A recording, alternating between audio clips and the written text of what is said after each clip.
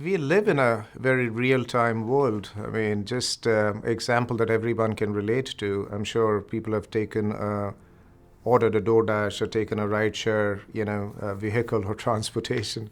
You want to know where your car is or where your meal is now, not where it was 45 minutes ago or where it will be later on. So that real-time insight is absolutely key to the way we live our lives today. Now, the way we entertain ourselves, the way we listen to music, the way we order even groceries right now. It's a real-time world. It's a service economy where everything is on all the time. Things in the AI landscape are changing so fast that we gotta keep up. We do a couple of things. The first thing that we do is customer-led innovation. We talk to a broad set of customers and try to understand the problem that they are solving. And often customers give us the solution, and our job is to go and find what is the best way to solve that problem. So we identify the problem, we solve it. SingleStore, we apply a couple of dimensions to this. SingleStore is for speed. That's been our DNA. So one of the questions we ask ourselves is, how can we make things faster? If you're searching for vectors, how can that be faster? How can that be faster at scale? The second question we ask ourselves is, how can we make it easier for customers? In the world of AI, you have to connect to so many different tool chains. And to that end, we built something called notebooks in SingleStore, which allow customers to access all of those tool chains from within the database, offering them an easy and delightful experience. So if you think about an exact keyword search, a lot of it is what has been around already. So for example, I have a very large document, and the document could be about dog. And if I do a search and I say, is there a dog in this document? It's going to literally look for the exact keyword dog. But if I now ask a question, is there an animal or is there something about the animal in this document? Then your exact keyword doesn't match because animal is not equal to dog with the exact keyword. That's a classic lexical search. That's where today semantic search has become so popular, because you want to be able to do a meaningful or a meaning-based, semantic-based search against your corpus of data but the reality is it's not just semantic, it's not just vectors. You also need to combine and mix and match with your other kinds of data as well.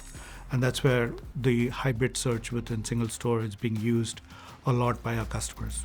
If I was to put it in one sentence, what SingleStore allows our customers to do, it allows them to transact with high fidelity and analyze and ultimately be able to contextualize data without leaving our development environment. SingleStore works on-prem and in the cloud, but we take specific advantages of things in the cloud. There are two things that are very special about the cloud. One is you rent hardware, you don't buy hardware. So SingleStore is built in a manner that it can scale up and scale down based on your needs. So if a customer has a lot of traffic during the day, you can scale up the cluster, get a lot of high performance. But if you have no activity during the night, you can scale down the cluster. You could do this on a per hour basis if you wanted. And the value, there are two values here. One is, of course, the customer saves a lot of money, but it's also a green way of looking at things, right? You don't want to burn electricity when you're not needed, whether it costs you any money or not. So it saves them money and it's good for the environment. The second one is around security. When people deploy software, they're deploying it on-prem. They own the data center, they have security around the data center. But a cloud is a multi-tenant environment where customers' data is stored alongside other people's data. And we invest a lot around native security, cloud native security in SingleStore. So we have things like customer managed encryption keys, private links, various techniques that the cloud offers to secure the customer's data so that they can have that peace of mind that that data only belongs to them and nobody else. The way I describe SingleStore to folks who know nothing about us is, at a super high level, we take all different kinds of data and we elevate it to information, we elevate it to knowledge by bringing a point-in-time data into real time. And when you do that, then you are able to not only read, write, reason, but you are also able to transact as well as contextualize that data. So if you look at SingleStore, yes, of course, it's a classic database. We have been around for a while, but we specialize in bringing different kinds of data into one single place and then be able to contextualize as well as be able to reason, transact, and contextualize in a few milliseconds. The other example that's very, very close to my heart, actually I'll give two. One is this organization called Thorn, founded by one of our actually initial investors, Ashton Kutcher, which essentially prevents sexual exploitation of children on the web. And also very large banks which do their trading, algo trading, risk management, anti-money laundering. Those are some of the examples that we have. Also equipment maintenance. So large cell towers, assessing the net value at risk when the station goes down and what's the best time to get the station repaired so that the impact on revenue is minimum. Again, great example of using real-time data for competitive differentiation. One of the very interesting customers that we serve is called Thorn. And what Thorn does is they scrape the internet and find pictures of kids who are being, slave traded. And as soon as the picture goes up, they're able to get that in SingleStore and be able to detect that something is wrong and do something about it. That's elevating human capability for me.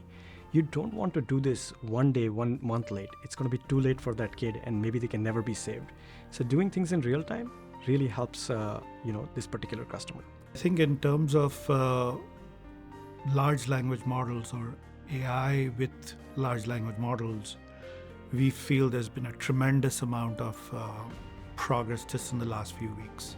And if you look at how the large language models have been trained, it's on a set of data, but that set of data is still in the past.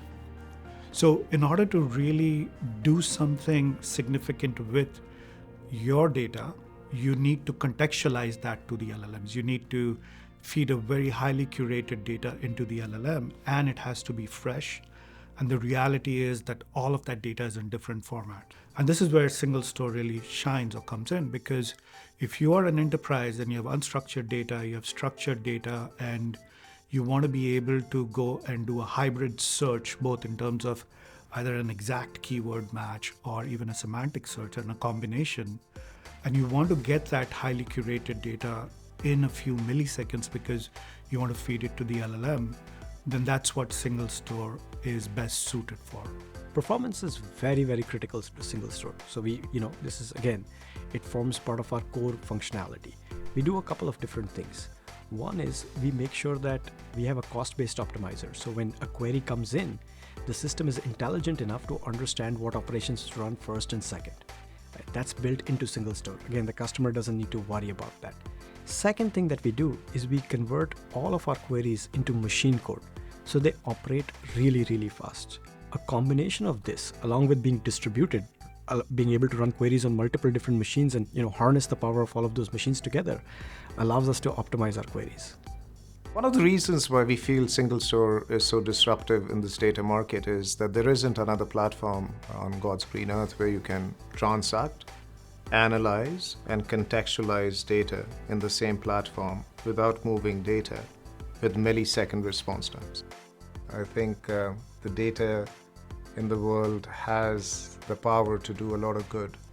And I'm personally an eternal optimist, so I do believe that data is going to be used by all of us for a lot of good. And we put our minds to it. The very, very few who would want to use it negatively, I think we can prevail. The good will prevail.